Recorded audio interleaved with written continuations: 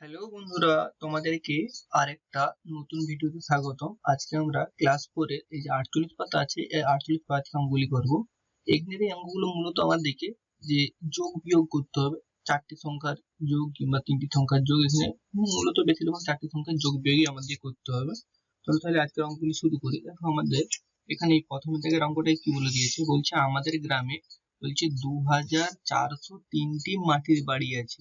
বলছে আমাদের গ্রামে কতগুলি মাটির বাড়ি আছে, 2403টি মাটির বাড়ি আছে। আর বলছে পাকা বাড়ি আছে কত, যে বলছে 789টি পাকার বাড়ি আছে। আমাদের গ্রামে মাটির বাড়ি ও পাকার বাড়ি মিলিয়ে মোট কতগুলি বাড়ি আছে হিসেব করি। মানে কি হচ্ছে, আমাদের গ্রামে মোট তাহলে কতগুলি বাড়ি আছে সেটা হিসাব করতে হবে। মোট মানে কি, মোট মানে হচ্ছে আমাদের যোগ করতে হবে। তাহলে দেখো আমাদের এখানে যেহেতু পাকার বাড়িও আছে কিছু সংখ্যক আর মাটির বাড়িও আছে, তার জন্য আমরা যোগ করে দিলে কিন্তু আমরা উত্তরটা পেয়ে যাবো। তাহলে আমরা এখানে যেহেতু আমাদের চারটা সংখ্যা আছে, তার জন্য আমরা একক দশক শতক বলে লিখে নিই। এখানে আমরা লিখলাম একক, দশক, শতক, চারটা সংখ্যা আছে তার জন্য এখানে আমার হাজার করে দিলাম, হাজার। এবার দেখো আমাদের এখানে মাটির বাড়ির সংখ্যা কতগুলি আছে, মাটির বাড়ির সংখ্যা আছে যে 2403টি। আর এখানে পাকা বাড়ির সংখ্যা কতগুলি আছে, 789টি, 789। তাহলে আমরা দুটো যোগ করে দিলেই যে ফলটা পাবো সেটাই হচ্ছে আমাদের গ্রামের মোট বাড়ির সংখ্যা।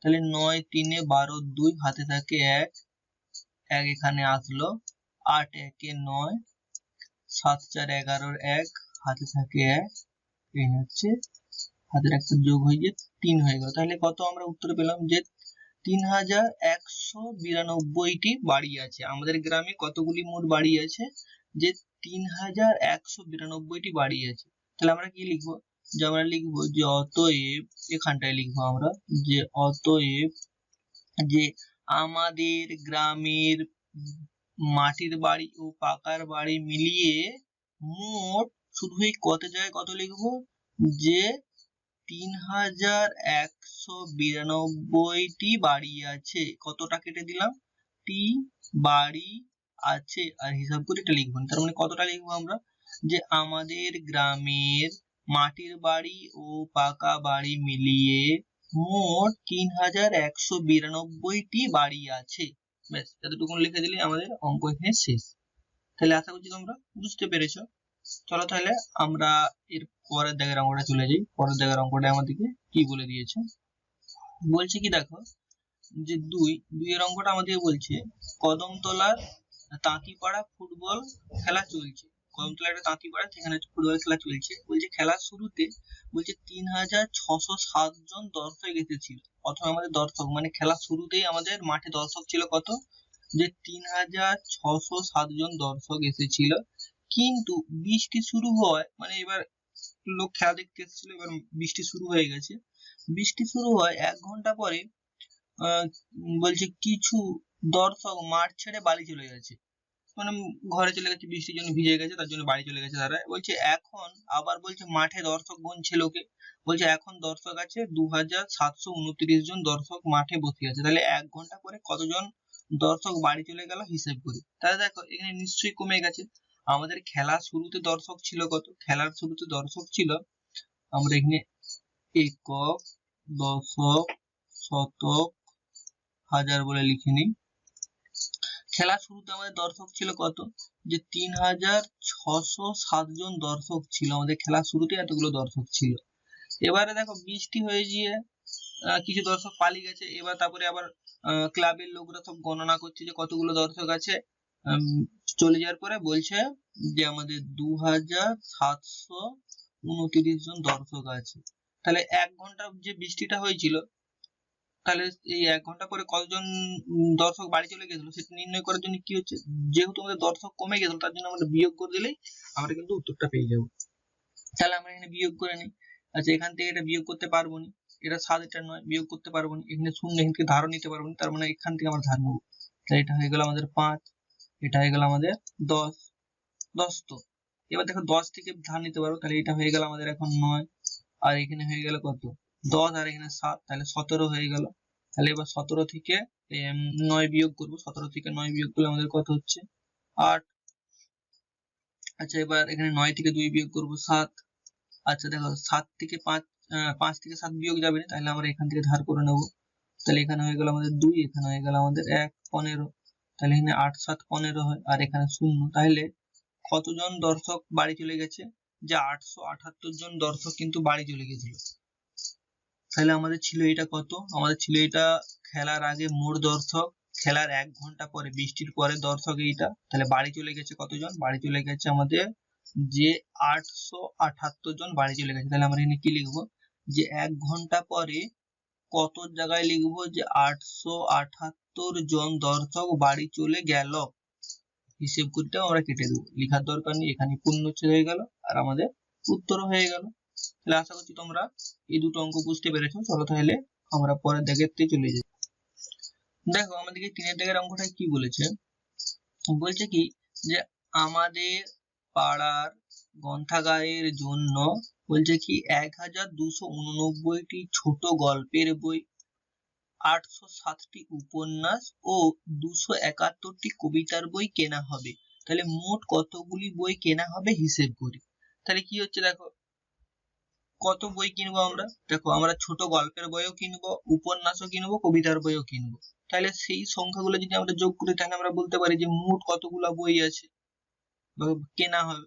তাহলে আমরা এখানে যোগ করে দিলে আমরা উত্তরটা পেয়ে যাবো। তাহলে আমরা একক, দশক, শতক, হাজার বলে লিখে দিলাম। এবার আমরা কিনবো কি? যে ছোট গল্পের বই কিনবো কতগুলো? 1289টি।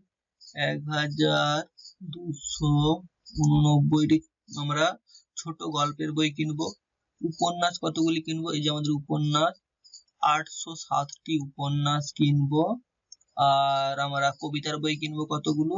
271টি কবিতার বই কিনবো। তাহলে আমরা এখানে যোগ করে দিলে যে ফলটা পাবো সেই ফলটাই হয়ে যাবে আমাদের উত্তর। তাহলে আমরা এখানে যোগটা করে নিই। 1 7 8 8 9 8 9 17 7, হাতে থাকে আমাদের 1। এবারে যোগ করে দিই 7 0 7 8 15 আর হাতে রেখে 6 16 16 6 হাতে থাকে 1। এবার কি হচ্ছে 2 আর 10 12 আর হাতে রেখে 13 3 হাতে থাকে 1 আর এখানে হচ্ছে 2। তাহলে কি পেলাম উত্তর আমরা? যে 2367টি। তাহলে আমরা কি লিখবো? যে কতগুলি বই মোট কেনা হবে? তাহলে আমরা লিখবো যে অতএব যে মোট কত জায়গায় লিখবো কত? যে 2367টি বই কেনা হবে। যে মোট 2367টি বই কেনা হবে। তাহলে আশা করছি তোমরা বুঝতে পারলে এখানে কিভাবে উত্তরটা হলো। এখানে তোমরা লিখতে পারো যে এটা হচ্ছে আমাদের ছোট গল্পের বই, ছোট গল্পের বইয়ের সংখ্যা। এটা হচ্ছে কি? এটা হচ্ছে আমাদের উপন্যাসের সংখ্যা।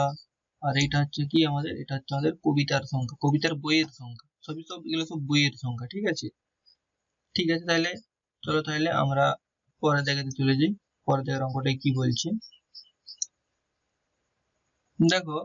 আমাদের এখানে 4-এরটা বলছে এবার বৈশাখী মেলায় বলছে কি 895 জন মহিলা, আর বলছে 1728 জন শিশু আর 570 জন পুরুষ এসেছে। বলছে ওই মেলায় এবারে মোট কতজন এসেছে হিসেব করি।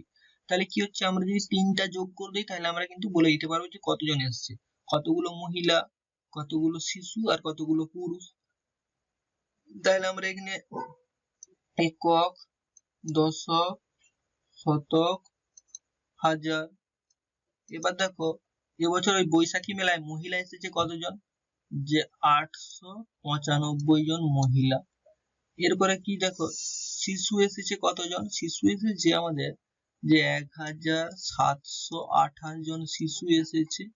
আর আমাদের পুরুষ এসেছে কতজন? যে 570 জন পুরুষ এসেছে। তাহলে আমরা এগুলোকে সব যোগ করে দিই না, যোগ করে দিলে যে ফলটা পাবো সেটাই হচ্ছে আমাদের যে ওই মেলায় এবছর মোট কতজন এসেছে।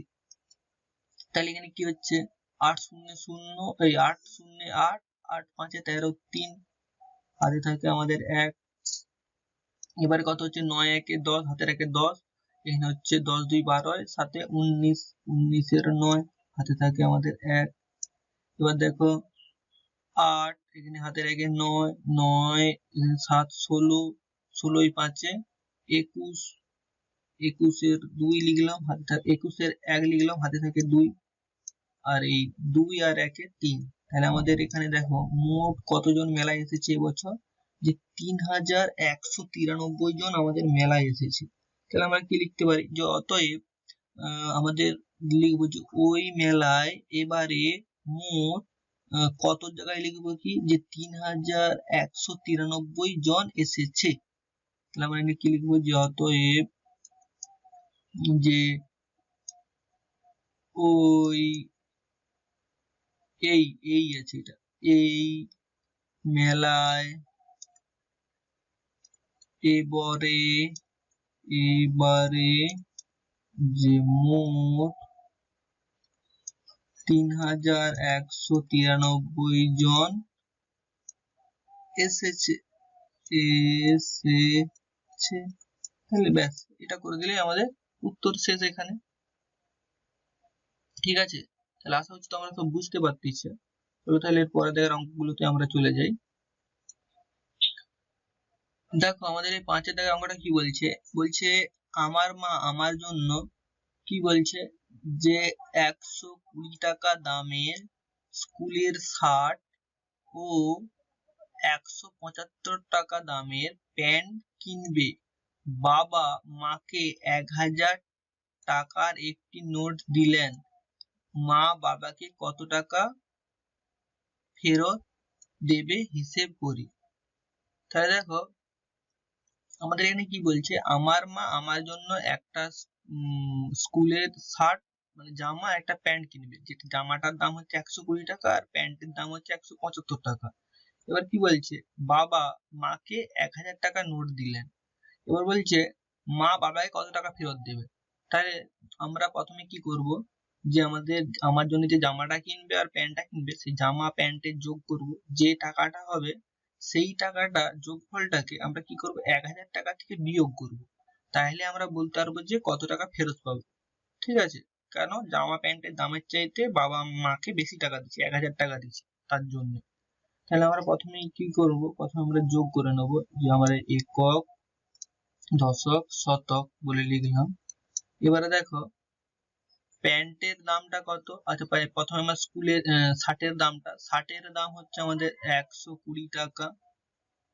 আচ্ছা এবার আমাদের প্যান্টের দাম হচ্ছে আমাদের 175 টাকা।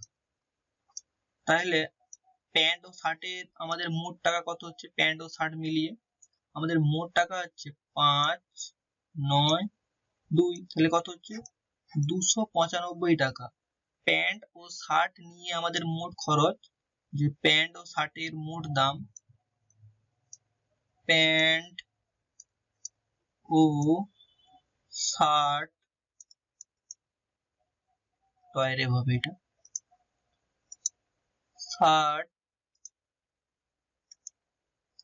শার্টের মোট দাম কত হচ্ছে আমাদের 295 টাকা। এবার দেখো বাবা মাকে কত টাকা দিচ্ছে, বাবা মাকে দিচ্ছে আমাদের 1000 টাকা দিচ্ছে, 1000 টাকা দিচ্ছে। এবার দেখো আমাদের দাম হয়েছে কত, আমার দুটো জিনিস কিনতে পয়সা লাগছে 295 টাকা, এবার দিচ্ছে 1000 টাকা। তাহলে 1000 টাকা পড়লো 295 টাকা, 1000 টাকা পড়তো। তাহলে আমি যদি দেই দোকানদারকে 1000 টাকাটা, তাহলে সেটা 295 টাকা কেটে বাদ বাকি টাকাটা আমাকে ফেরত দেবে। তাহলে সেই ফেরত টাকার পরিমাণটাই মা বাবাকে আবার ঘুরে দিয়ে দিবে। তাহলে আমরা এখানে লিখে নিই একক দশক শতক হাজার।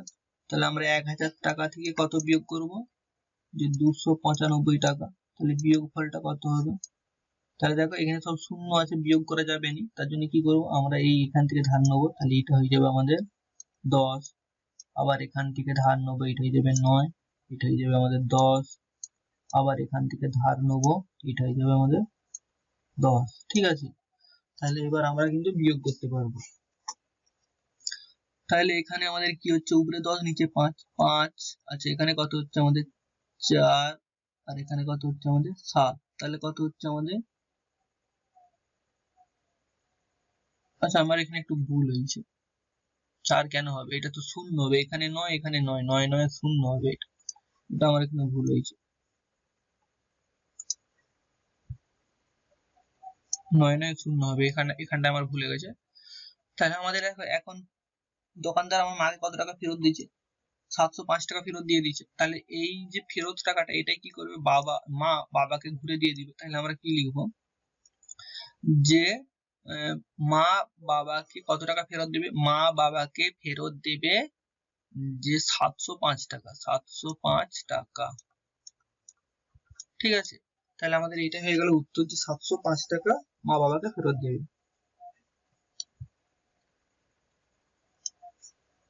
6 নম্বরটা আমাদের কি বলছে, বলছে আজ শিশু দিবস, আমাদের স্কুলের বড়দি স্কুলের প্রত্যেক শিশুকে লজেন্স ও বিস্কুট খাওয়াবেন। দিদি দোকান থেকে 670 টাকার বিস্কুট আর 775 টাকার লজেন্স কিনবেন। বলে দিদির কাছে 1000 টাকা আছে, বলছে আরো কত টাকা লাগবে হিসেব করি। তাহলে কি করবো আমরা, যে কি কিনবে, বিস্কুটও কিনবে লজেন্সও কিনবে। বিস্কুট কিনতে খরচা হবে কত টাকা, যে 670 টাকা, আর লজেন্সে 775 টাকা। দিদির কাছে আছে কত টাকা, 1000 টাকা। তাহলে তাকে এখন দোকানদারকে কত টাকা দিতে হবে সেটা আমাদের নির্ণয় করতে হবে। তাহলে আমরা প্রথমে বিস্কুট আর লজেন্স কিনতে মোট কত টাকা খরচা হবে সেটা আমরা নির্ণয় করে নিই। তাহলে আমরা এখানে একক, দশক, শতক, হাজার বলে লিখে নিলাম। হাজার যেহেতু আমাদের এখানে নেই তবু আমি হাজার বলে লিখলাম, লিখতে হবে আমার দিকে। কেন লিখতে হবে, যখন যোগ হবে তখন বুঝতে পারবে। 670 টাকা এটা কিসের, বিস্কুটের, আর আমাদের হচ্ছে 775 টাকা কিসের, 775 টাকা হচ্ছে আমাদের 775 হবে, এটা লজেন্সে 775 টাকা, এটা হচ্ছে আমাদের লজেন্সে। তাহলে বিস্কুট আর লজেন্স মিলিয়ে মোট কত টাকা খরচা হবে তার জন্য আমরা যোগ করে নিলাম। তাহলে এখানে কত হচ্ছে 5 7 7 7 14, 4 হাতে থাকে 1, আবার এখানে কত হচ্ছে 7 7 14। তাহলে কত টাকা খরচা হলো, যে 1445 টাকা। বিস্কুট আর লজেন্স মিলিয়ে আমাদের মোট কত টাকা খরচা হলো, 1445 টাকা। তাহলে দিদির কাছে আছে 1000 টাকা, তাহলে এখন তাকে দিতে হবে কত টাকা, আছে তার কাছে কত টাকা, দিদির কাছে 1000 টাকা। এবার দোকানের বিল হয়ে গেছে কত, 1445 টাকা। তাহলে কোনটা বড়, 1445 বড়, তার জন্য কত টাকা তাকে এখন দিতে হবে। তাহলে আমরা 1445 থেকে 1000 টাকা বিয়োগ করে দেবো। তাহলে একক, দশক, শতক, হাজার। তাহলে কি করবো আমরা, 1445 এখান থেকে কত বিয়োগ করব, 1000 বিয়োগ করে দেবো। তাহলে এখান থেকে যে ফলটা হবে সেটা হয়ে যাবে আমাদের উত্তর। তাহলে কত হচ্ছে 5 4 4 0। তাহলে বাম দিকে শূন্যের দাম নেই। তাহলে কি হচ্ছে, দিদিকে এখানে দোকানদারে কত টাকা দিতে হবে, 445 টাকা দিতে হবে। আচ্ছা তোমরা এখানটা একটু লিখবে, যে এটা লিখবে যে বিস্কুট ও লজেন্সের মোট খরচ বলে এটা লিখবে। আর দিদির কাছে এবার এখানটায় লিখবে, আর দিদির কাছে ছিল কত টাকা, 1000 টাকা, তাহলে তাকে দিতে হবে কত, 445 টাকা। তাহলে আমরা এখানে কি লিখবো, যে দিদিকে আরো বা লিখবো দিদির কাছে, আচ্ছা এখান থেকে লিখলেই হবে, যে দিদিকে আরো 445 টাকা লাগবে বা দিতে হবে। ঠিক আছে, তাহলে একই রকম ভাবে আমরা 2 এর নয় 7 এর দাগের অঙ্কতে চলে যাই। তার আগে একটু মুছে নেই। দেখো আমাদের 7 কি বলছে, হাওড়া স্টেশন থেকে পাঁশকুড়া লোকাল ছাড়লো, মানে হাওড়া থেকে পাঁশকুড়া আসবে একটা ট্রেন গাড়ি। বলছে খুব ভিড়, বলছে 872 জন যাত্রী ট্রেনে উঠেছে, ওই ট্রেনটাতে উঠেছে। সাঁতরাগাছি স্টেশনে বলছে কিছু জন নেমে পড়ছে, সেই কিছু জনটা কত, যে 127 জন নেমে পড়ছে। কিন্তু বলছে বাগনান স্টেশনে আরো বলছে 322 জন যাত্রী উঠে পড়ছে ট্রেনে আবার। তাহলে এখন ট্রেনে মোট যাত্রী কত, তাহলে কি হচ্ছিল, আমাকে হাওড়া থেকে ট্রেনটা ছাড়ছিল, সেই ট্রেনে প্রথমে যাত্রী ছিল কত, 872 জন। এবার সাঁতরাগাছি স্টেশনে কিছু জন নেমে পড়ছে, সেই নেমে পড়া সংখ্যাটা কত হচ্ছে, 127 জন। এগুলো তার মানে এই 127 জন তার মানে ট্রেন থেকে কমে গেছে। এরপরে কি বলছে, বলছে আবার যখন বাগনানে যখন ট্রেনটা এসছে তখন কি বলছে, বাগনান থেকে 321 জন আবার চাপছে ট্রেনে। তাহলে এখন তাহলে ট্রেনে মোট কতজন আছে? তাহলে আমরা কি করব, প্রথমে যখন হাওড়া থেকে ছাড়ছিল সেখান থেকে যে যাত্রী সংখ্যাটা ছিল, যখন আমরা সাঁতরাগাছি স্টেশনে নেমে পড়ছিল কিছু জন, তাহলে সেই জনটাকে আমরা বিয়োগ করে দেবো। সেই বিয়োগ ফলটা যেটা হবে, সেই ফলের সঙ্গে যদি আমরা আবার বাগনান স্টেশনে যখন 321 জন উঠছিল সেটাকে যদি আমরা যোগ করে দিই, তাহলে আমরা বলতে পারবো যে ট্রেনে মোট এখন কতজন যাত্রী আছে।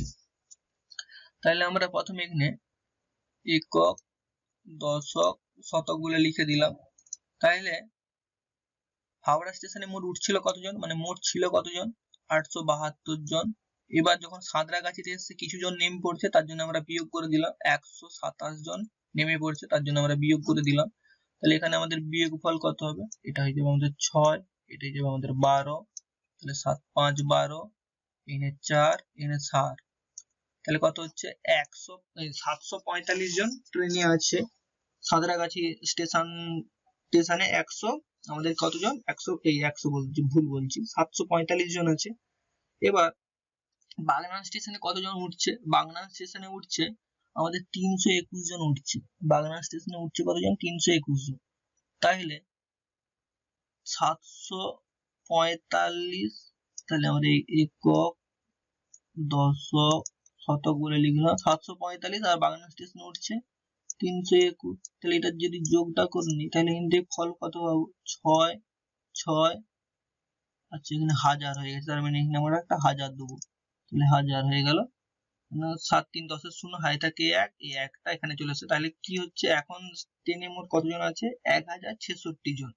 তাহলে আমরা এখান থেকে সহজেই বলতে পারবো যে এখন ট্রেনে মোট 1066 জন যাত্রী আছে। ব্যাস, আমাদের এখানে উত্তর হয়ে গেল। ঠিক আছে, আশা করছি তোমরা সব বুঝতে পারলে অঙ্কগুলি। চলো তাহলে পরে দেখা অঙ্কগুলোতে আমরা চলে যাই।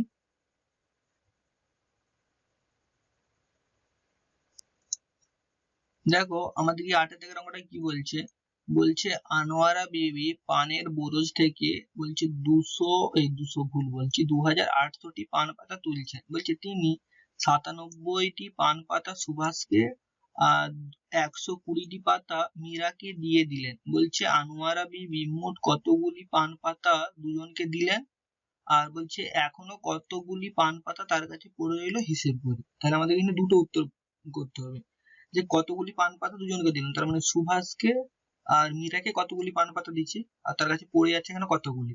তাহলে তার দুজনকে মিলিয়ে কতগুলি পান পাতা দিয়েছে সেটা আমরা হিসেব করি। সে সুভাষকে দিয়েছিল কতগুলি আর মীরাকে দিয়েছিল কতগুলি, সুভাষকে দিয়েছিল আর মীরাকে দিয়েছিল কতগুলি সেটা আমরা প্রথমে হিসেব করি। সুভাষকে কতগুলি দিয়েছিল, সুভাষকে দিয়েছিল 97টি, যে সুভাষকে দিয়েছিল 97টি আর মীরাকে দিয়েছিল কত, 120টি, তাহলে 120টি। তাহলে আমরা যোগ করে দিলে বলতে পারবো যে দুজনকে মোট কতগুলি দিয়েছিল। তাহলে এখানে 7, এখানে হচ্ছে 1, এখানে হচ্ছে 2, যোগফল তাহলে কত হচ্ছে, দুজনকে মোট সে কতগুলি পান পাতা দিয়েছিল, যে 217টি পান পাতা দিয়েছিল। তাহলে এখানে কি লিখবে, যে আনোয়ারা বিবি মোট 217টি পান পাতা দুজনকে দিলেন। ব্যাস, একটা উত্তর হয়ে গেল। এবার বলছে এখনো কতগুলি পান পাতা পড়ে রইল, তাইলে তার কাছে মোট পান পাতা ছিল কতগুলি, একক, দশক, শতক, হাজার। আনোয়ারা বিবির মোট পান পাতা কতগুলি তুলেছিলেন, তার 2800টি। তাহলে এইটাই হচ্ছে তার মোট পান পাতার সংখ্যা। এইখান থেকে সুভাষ আর মীরাকে সে কতগুলি দিয়েছিল, যে 217টি দিয়ে দিয়েছে। তাহলে 217 আমরা এখান থেকে বিয়োগ করে দিলে তাহলে বলতে পারবো যে তার কাছে আর বাদ বাকি কতগুলো পড়ে আছে, 217টি। তাহলে বিয়োগ করে দিলাম, যে তার মোট পান পাতার সংখ্যা, আনোয়ারা বিবির মোট পাতার সংখ্যা আর সুভাষ আর মীরাকে দেওয়ার পান পাতার সংখ্যা, সেটা থেকে বিয়োগ করে দিলে তার কাছে মোট পান পাতা কতগুলি পড়ে আছে সেটা আমরা জেনে যাব। তাহলে আমরা এখান থেকে বিয়োগ করতে পারবো না, তার জন্য আমরা 8 থেকে ধার নেবো 7, এখানে হয়ে যাবে 10, আবার 10 থেকে ধার নেবো, এটা হয়ে গেল 9, তাহলে এখানে হয়ে গেল আমাদের 10। আশা হচ্ছে তোমরা সব বিয়োগ জানো। তাহলে এখান থেকে এটা হয়ে গেল 3, এটা হয়ে গেল 8, এটা হয়ে গেল 5, এটা হয়ে গেল 2, তাহলে 2583টি। তাহলে সুভাষ আর মীরাকে দিয়ে দেওয়ার পরে আনোয়ারা বিবির কাছে এখনো কতগুলি পান পাতা পড়ে আছে? আনোয়ারা বিবির কাছে এখনো পান পাতা পড়ে আছে যে 2583টি। তাহলে কি লিখবো? এখনো 2583টি যে পান পাতা তার কাছে পড়ে রইল বা আনোয়ারা বিবির কাছে পড়ে রইল। ব্যাস, এটা করে দিলে আমাদের এখানে উত্তর শেষ, অঙ্ক শেষ। তাহলে বন্ধুরা আশা করছি তোমরা এই 48 পাতার সমস্ত অঙ্কগুলি বুঝতে পেরেছো। যদি আমাদের ভিডিওটি ভালো লেগে থাকে তাহলে অবশ্যই তোমরা বন্ধুদের সঙ্গে শেয়ার করবে এবং আমাদের চ্যানেলটিকে সাবস্ক্রাইব করে রাখবে এবং পাশে থাকা বেল আইকনটি প্রেস করে রাখবে। আগামী ভিডিওতে আমরা এই যে 49 পাতার নিজে করে অঙ্কগুলো আছে সেগুলো আমরা আলোচনা করব। চলো তাহলে আজকে এই পর্যন্তই, দেখা হচ্ছে আগামী ভিডিওতে।